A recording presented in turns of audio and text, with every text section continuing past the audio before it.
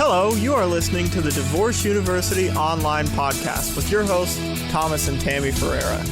Hi, I'm Tammy. And I'm Thomas. And today's episode is called The Divorce Storm. Storms of our life, right? Right. One of my clients said to me a few weeks ago that she heard her pastor saying that at any given point in life, you're either going into a storm, out of a storm, or in the middle of a storm. Oh. So Yeah. it's pretty much always a storm, you know. Yeah. So just know you're not alone. So you're never out in the calm waters. Right. There's never any just like, oh, peaceful, let me just float along and like, but, you know, the divorce storm is a very specific type of storm. And it's, you know, I came up with this analogy from, you know, we talked about several weeks ago, there was flooding back in my hometown in Kentucky. And it's just been brutal. Recovery efforts are still definitely ongoing.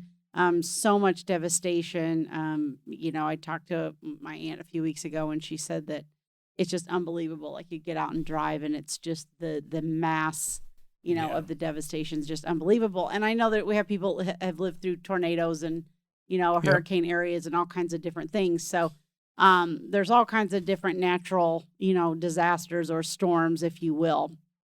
And so, you know, what happens is in the very beginning, you know, when this hits, you're faced with decisions. Yes. Right? And if you've never been through it before, you may not always know what the best decision is. Yeah. And I think that's one reason that this particular... That's why I have you here. to tell you what the right thing to do is. Yeah, I don't know that I'm full of that either. But that's one of the reasons this particular flood was so devastating back in Kentucky, is because, you know, it hit a lot of the areas that, you know, it has hit before, which is, you know, I'm not saying that's any less difficult, but it hit a lot of places where it had never, ever, ever flooded before in people's lifetimes. Yeah.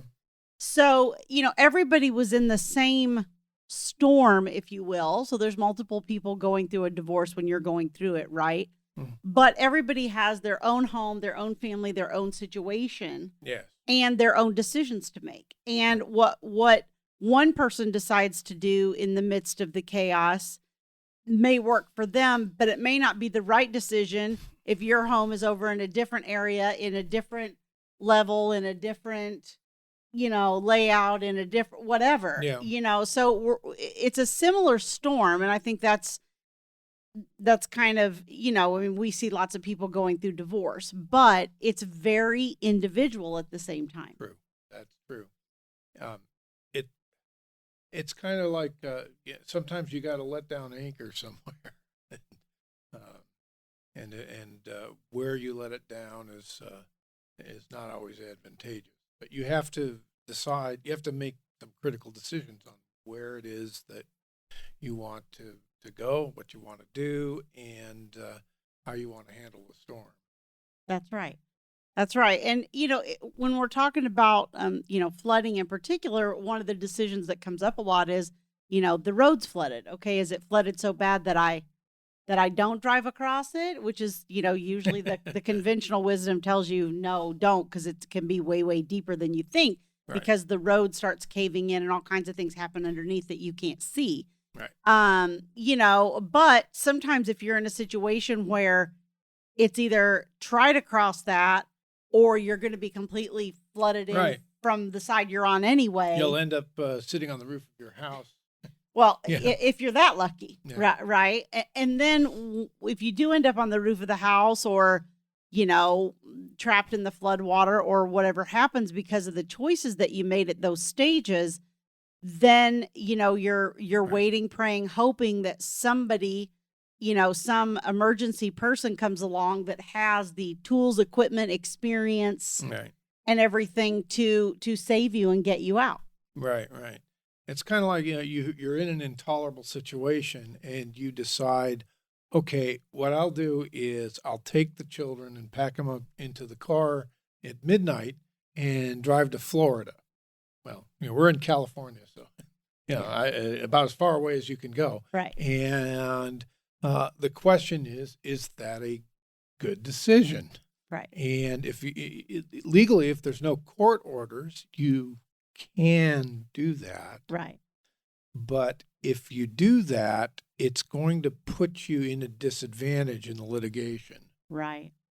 Right. We had that sort of thing recently where, mom and dad are young and they had a young child and they broke up. And so, mom moved out or whatever, and dad was fine with that. And then mom's like, oh, we're going to go visit family. We're going to do these things. Dad's like, yeah, okay, cool, no problem. They seem to be getting along okay and everything. Yeah. And then it was like suddenly a few weeks goes by and he's like, well, wait a minute. I can't Right. find this person. I don't know where they are. I don't know where the child is. I don't know Right. anything.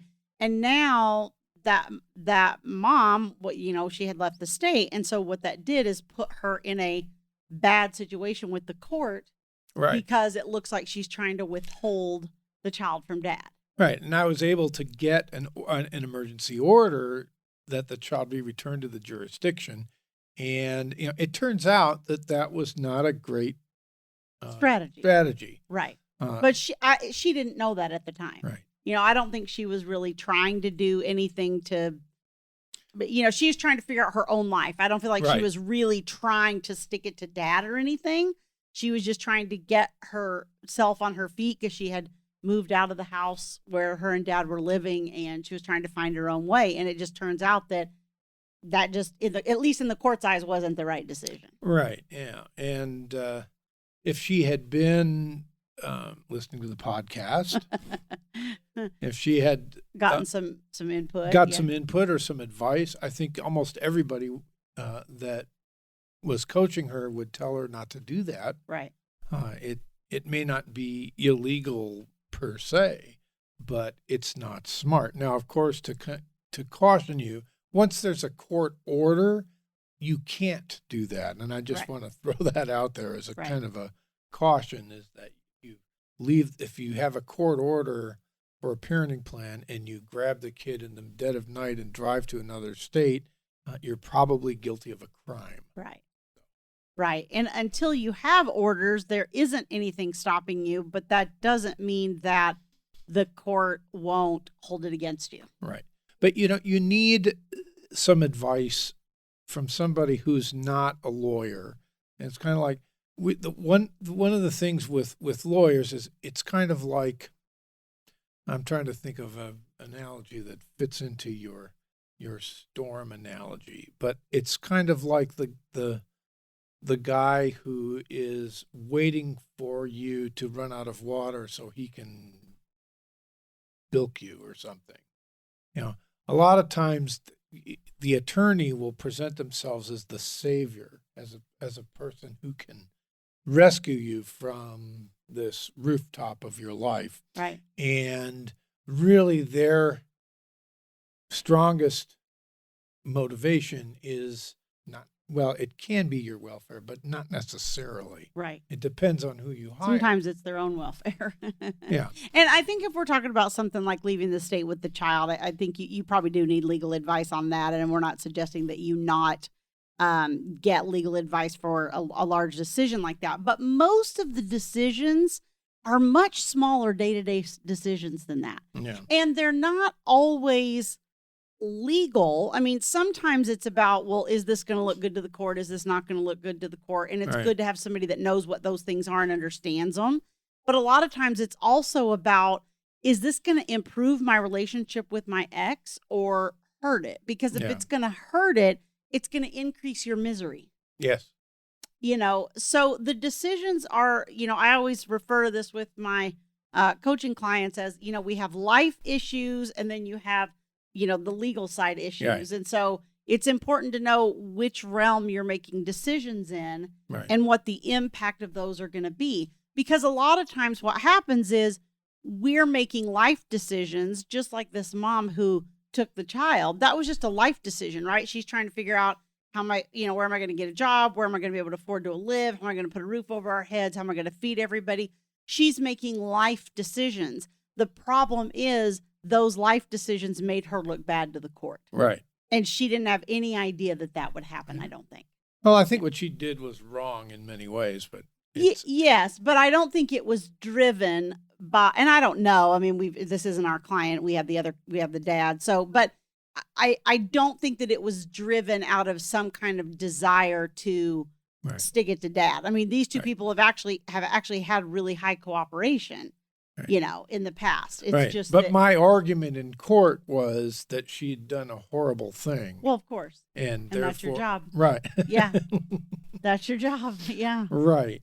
But a lot of times when you go to a lawyer, the solution is always something that involves litigation. right, And sometimes it's not. right, A lot of times it's not. right, Like, for example, we have a lot of marketing in the legal field. And I think that one really effective piece of marketing is, come to us, we'll protect you. right, We'll make sure that you get all the things that you're entitled to.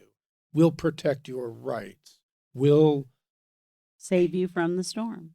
yeah, Yeah, I mean, and it's scary. yeah, Right? A divorce is scary. I mean, Thomas and I both been through this. I went through it 15 years ago. I lost my mother suddenly after that, a few years later, which was difficult. But I can tell you that emotionally, I don't think anything was worse than the divorce. That's probably the hardest thing I've ever Yeah. had to go through. And I know you say, I mean, it was my mother, but you say something similar because your first wife passed away, and Right. so you say you're divorced from one and the other one passed away, and the divorce in a lot of ways was more divorce was harder. Yeah. The divorce was harder. Yeah. It's a huge storm, and it's hard to make decisions, effective decisions, when you are in that state of mind. Right. It's tempting to grab onto the first savior that you can find, and usually that's somebody who, or not usually, but it can be somebody who does not have your best interest in mind. Right. Right. And or somebody that just it's funny, but I experience a lot of attorneys as having the professional education, obviously, and credentials to help you through the legal process of it. But if they haven't been through it personally, they don't understand the collateral damage Right. that's being created in the family I find that the as a result of the legal process. I find that my colleagues who have been practicing a long time do. Yes. Once you guys start to get gray hair, Right. you start to get it a little more. Right. Yeah. It's Yeah. a lot of times it's these young. The young you ones know, are still fighting. Yeah, and they're just, I got to be aggressive, and that's the way. To be fair to them, that's the way we're trained in law school. Right. We're trained to fight for our clients in every conceivable Right. way, as long as it doesn't violate the law or the rules of ethics. Right. It's fair game.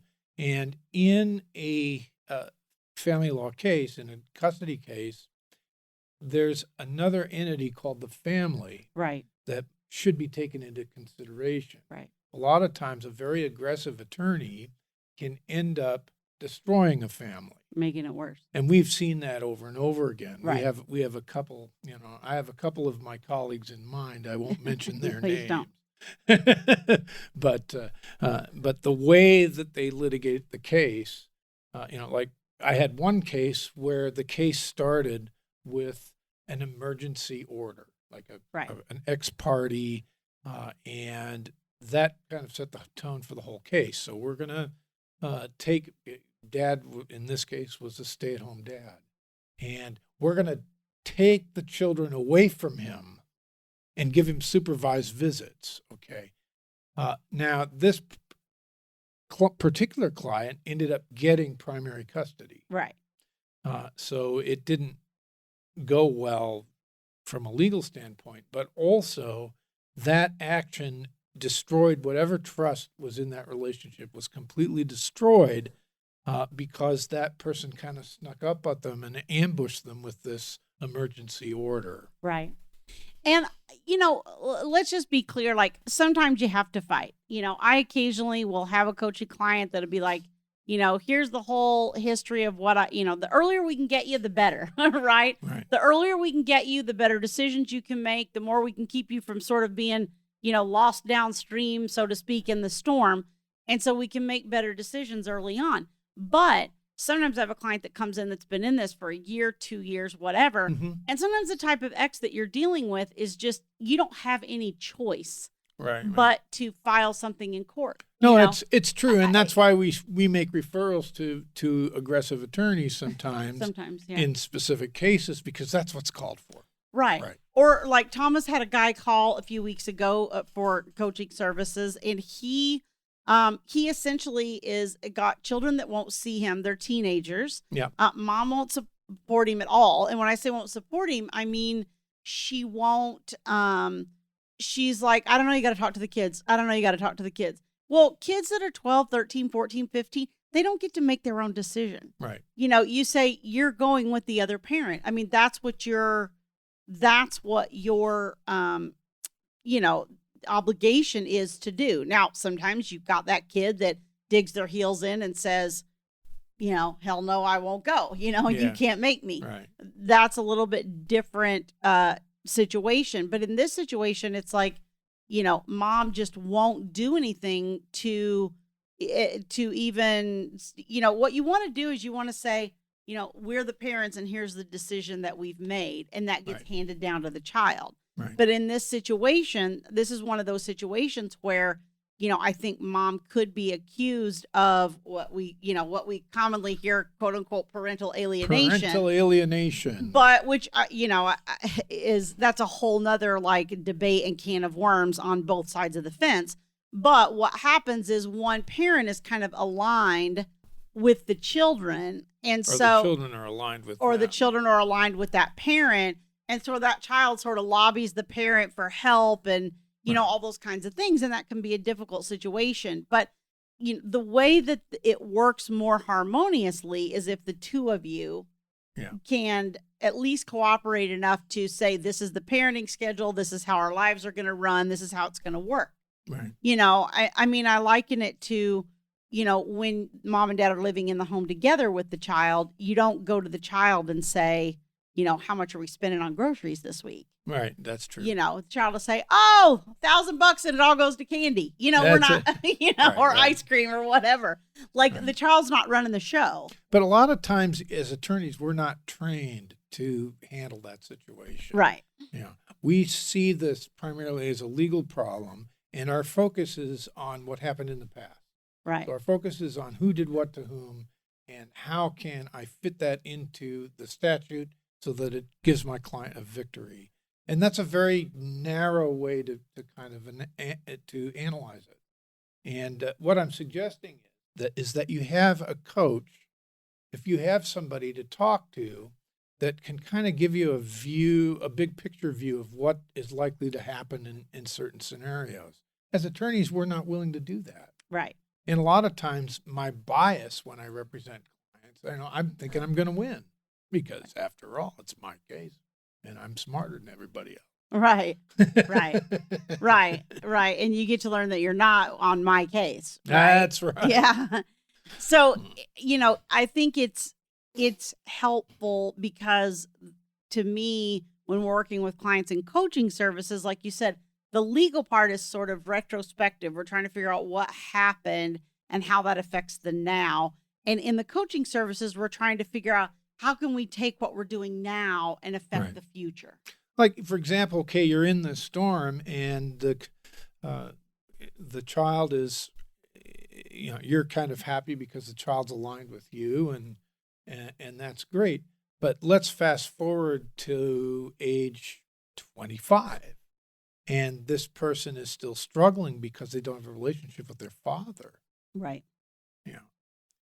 That's a problem. And you have to kind of look at the down the road consequences and decide, well, what do I want from my kids? Most people want their kids to be happy. Right.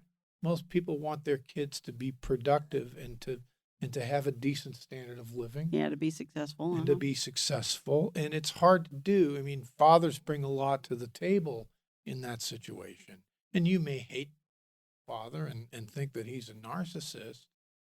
But I find that there's a fair amount of angst among people that have been estranged from their fathers. Right. Well, or your mother. I mean, I think Yes. one of the things you and I talk about is like both parents are important, and Right. and It's just the father's more important. no, you're gonna get lots of hate mail over that. I don't want That's to. like, It was a joke. yeah, Okay. no jokes allowed. That's right. People are telling us that we shouldn't tell any jokes. So Yeah. that was the last one. Okay, that's right. make it Starting now. that's Thomas's last joke. But I think that what happens is that the litigation just keeps you so much in that storm and in the process. It sure of does. Yeah. and you can just get completely overwhelmed. It's like And one of them hurricane chasers, storm chaser, yeah. Well, and one of the stories that came out specifically around the flooding issue several weeks ago was there was a teenage girl that got up and had enough forethought to, like, she needed to find something for her dog to be able to float in, because she Right. couldn't. She knew that she might not be able to hold on to him in the current if she was trying to hold him Right. personally, and so she found a bin or whatever that she could put him in, and then she was able to swim to one of the neighbors' rooftops till they came and got her. But that's probably past experience. Right. She had that happen before. Well, or I something. don't know, but I'm assuming that she's had some past experience or heard somebody else's experience or something that helped her come up with that idea. Like if I was in a flood situation and I was sitting on the rooftop of my house in Kentucky, in Breathitt County, about to be washed away, I mean, I'd be tempted to jump in the water and try to swim to safety, and that's not. That's not the recommended strategy. That's not no. the recommended. But what do I know? I've never been in a flood before. Yeah, and you're used to ocean water and all that stuff. Yeah, You're it's like, California. I'm boy. a good swimmer. You don't know anything I'll about this. make it. Well, it's not only the swimming and the current and all that kind of stuff. It's also like that flood water becomes contaminated. Right. Because it's picking up so much Right. stuff along the way, and there's issues with getting ill from it and all kinds of things. So, yeah, it's just you have to wait until till the cavalry comes, so to speak, right? And there's certain things that if you knew, she knew to put the dog in a container because she knew she couldn't hold on to the dog. Right. And so if you hadn't been through that, Right. or at least learn from somebody else's experience of it, or however she, that came into her head, you either learn through your own experience or somebody else's experience, Right.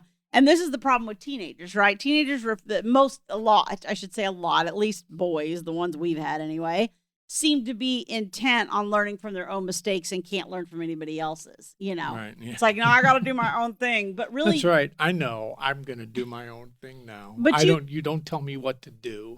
I know everything. What do you know? I'm 17. I know everything. But yeah, if you have a 17-year-old, you know exactly what I'm talking about too. But if you are, if you're smart and you're trying to move yourself further, faster, modeling is one of the best ways that you can do that. I mean, Tony Robbins talks about this. He's like, you don't need to try to reinvent the wheel. You want to be a multimillionaire, find somebody who's a multimillionaire and Right. emulate them and do what they've done, and you'll become a multimillionaire. You want to emulate somebody who's a great parent, figure out what they did and emulate them. Right. And we have been successful. Tammy and I have been successful. Both of us have been successful in raising children in the storm. Right. And we know what to do. So we know whether to stay on the roof or jump in the water. We know what not to do. We That's know, what I was going to say. what not to do. Like, for example, a lot of cases start off with a domestic violence restraining order. Very much. And the push came to shove, and she said something, and he said something. He gave her a shove or something, and Took her phone. Grabbed her phone, and she went backwards and struck her back on the wall or whatever. And the police came, and he gets arrested. That's what if you file a restraining order in that. I'm not saying that you should. If you feel danger, if you feel like your life is truly threatened or your body is truly threatened by a violent person, I think that restraining order can be very valuable. But you have to be careful, because when the case starts off with a bang, every piece of the litigation from then on goes like that.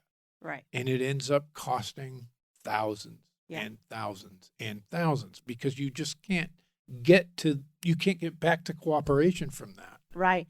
And most of the time when it's kind of that, you know, he said, she said kind of scenario and somebody ends up with a 1 year or 3 year order or whatever like that, a lot of times what will happen is within a year or two, you're to the point where you have a 50-50 custody situation and all those things after you spent all this money. You know, it's Right. usually a short-term result. Now that's different. Or on the other side, we have clients that lost custody and now that child is without a mother, without a father. Right. So what I'm suggesting is that you take a longer view. Right. Okay, you know, if it's really an emergency and you feel like that restraining order is going to keep you from getting into serious bodily harm, you should go for it. But I would say in most cases, you're better off to just, you know, look, we need to live in separate places, and get an agreement in place to move out and start the process of building new families. Right. Right. And like I was getting ready to say, on the flip side, like there are cases where people have been severely beaten, injured, harmed, you know, subsequently killed that obviously did need their restraining order. So we're not saying that a restraining order isn't necessary in any case. But what we are saying is if you're that he said, she said, and you're going to spend $5-10 grand for a 1 year order that then ends you up at 50-50 custody anyway, because really there wasn't any danger. You just had conflict that escalated from living in the same home. And once you live separately, nobody's at risk because nobody's trying to kill the other person. Then let me tell you something. You are clogging up the DV, already overwhelmed DV system that person that's truly in danger needs. Right. But if both sides in that scenario had a coach, what could happen is this, or a mediator. Right. You know, if you come to mediation and talk to us, we've done hundreds of mediations where the parents are in a volatile situation in the home. So the first thing we talk about in mediation is how do we separate the parties? Mm-hmm. So separating the parties is difficult because there's financial ramifications. We're going to have the conversation with the kids about why this is happening. Right. And we're going to have to start setting up some boundaries so that the conflict doesn't happen again. Right. And if you set that up with somebody who knows what they're doing, you can move towards success. And then 10 years later, your kids are in college. They love both their parents. There may be grandkids on the way. Things are happening that, you know, we've been able to preserve those areas of family life that otherwise would have been destroyed by the storm.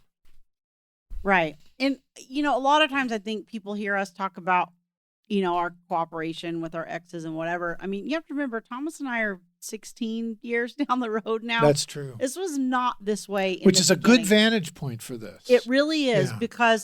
because right now what you're in feels like how it will always be. It feels like Right. this will never end. The insanity will never stop, but trust me, it will. And the first, I would say 2-3 years or so are the absolute. That's the real bad part. Yeah, that's the absolute hardest part. And that's when you're the least clear-headed. That's Right. when your emotions are high. That's when the decisions are actually very, very critical. Right. And a lot of times what happens is exactly what we talk about too, which is that if you have kids, you have this ongoing dynamic that starts to happen. And if you don't lay that out in the beginning to where that's going to make you look good to the court, and then 5 years down the road, the other parent files something and you've been, you know, communicating in a nasty way or being uncooperative without realizing you were being uncooperative or doing all these different things, 5 years later, you're standing in front of the court and they're going, I don't like what you're doing. And you're like, oh no, I had no idea. Right. You know, we see those too. Mhm. So what we're Right. trying to do in that early stage is make good decisions, help you and support you so that you have Right. somebody that has that experience, but also setting you up for future success. Right. And that's the part that I think that the law is just not lawyers aren't set up to do that. Right. Like you said, they look at the past. How does that help me right now solve this problem? And I got to get you through this litigation and try to win this case. And then when I'm done, I'm done. Right. You know, whatever happens down the road later with you, your kids, your ex, your whatever, Yeah. I can't do it. You know, not my problem. I can't do anything about it in the legal realm. Right. It's kind of like our kitchen. You know, Oh no. We're on vacation and one of our pipes sprang a leak, and 9 months ago. 9 months ago. 9 months ago. And we had a plumber and then a flood service Yeah. come over to help us, and we were told, oh my gosh, you've got to get this flood cleaned up and you've got to get everything dried out, or blah blah blah. Insurance company could hold you liable. And then they referred us to a contractor, and I don't want to disparage anybody, but it didn't work out with the contractor, and now we have a mess on our hands. The contractor did things incorrectly. So if I was your coach, And now we've been without a kitchen another July, August, September, like 3 or 4 months because Yeah. of that contractor's, right? So here's ineptitude. everybody who knows anything about these kinds of emergencies that we talk to, because I have some friends that did construction work and defect litigation and all that stuff. And everyone to a person said, your first call should have been to the insurance company. Yes. So heads up. Right. But we didn't know. We were in didn't know. Idaho. Yeah, we were in. We yeah. have somebody who's calling themselves an expert Right. telling us the thing to do is get this dried out and get people in to start working on it immediately. But that expert, here's the difference. That expert had his own interest right. as a conflict, because if he got that job right then, he got the money. And what he knew that we didn't know Yeah. is that if we had called the insurance company, Right. they likely would not have gone with these particular people. Right. They probably Because would these have. people just weren't contracted with our insurance company. Right. Right. Right. So he would have lost the business if he hadn't sort of Right. kind of instigated that fear in us to move right now. Right. And that's the same. A lot of times that's the same place you're in when you're in. Nobody, when you're getting a divorce, a lot of times you don't know what the heck's going on. Right. You know, Right. I didn't even know. I was an attorney, but I wasn't at that time practicing family law. Right. I didn't know what to do. Right. Okay. I had to figure it out. Right. Right. It's like, do you sit on the rooftop or jump in the water? Like- It's like, what do Right. you do? You know, Right. and you don't know unless you have somebody there that knows enough to be able to say, you Right. know, look, it doesn't matter to me if you sit and that's the thing for the coach. Like, it doesn't matter to me if you sit on the roof or jump in the water. You do whichever one you want to. I'm just telling you that in my experience, jumping in the water is the riskier thing, because here's all the things that could potentially Right. happen. You could be dashed on a piece of floating Yeah. broken house or something. It could be really bad. I So- have situations where people have said, you know, the other person wants me to come down, you know, 10 grand or 20 grand or whatever on the settlement. Should I do that? Tammy, should I do that? Yeah. And my answer to that is always like, you know, and let me just say that for an attorney, they're going to say, well, no, because they're worried about being sued. You know, if you take 20 Right. grand less than you could have gotten, you're going to come back and sue me. Or we think the court's going to come in higher than that or whatever. Right. Yeah. They have different perspectives. Whereas my answer as a coach is, look, I can't tell you what to do in that situation because I don't have to live without the 10 grand or the 20 grand or whatever. I'm not the one that has to do that. All I can say is you have to figure out what that emotional trade-off is worth to you financially. Right. Are you in a position where that 20 grand is the difference in you eating and not eating? Because if you are, then maybe the emotional fight's worth it.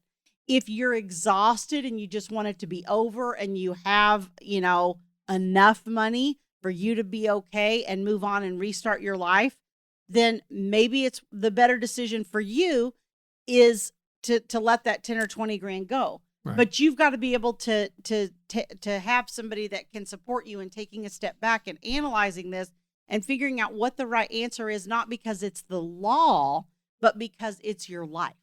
Right. So the value of coaching, see, Tammy and I both have coaching practices. Right. And I'm trying to move into that because I feel like I can do more good in that area. Yeah. Yeah. And I can see, I do guys and I do the guys, she does the gals. And I can show the guys what this looks like in 15 years. Right. If you do it right and if you do it wrong. Right. We have seen literally hundreds of cases. Yeah. At this We've point, done over 300 mediations. I think we're over 500. Yeah. Well, whatever it is. I know you don't believe me. I'll go back and add up that number Go sometime. back. It's over 500. I demand a recount. I'm certain we've had more than 1,000 clients flow through the practice. So. Right. And we've seen all the mistakes that people make and what that looks like down the road. Right. We can look at this from hindsight. Every year we go through all the files that are in our garage and we purge them and we take them and have them shredded. And because after 7 years you don't have to keep the file anymore. Right. And as I'm going through those to put them in the, I think, oh gosh, I remember that case. Yeah. And it's like, there are so many things that if they had made a different decision, the whole situation would have been better. Right.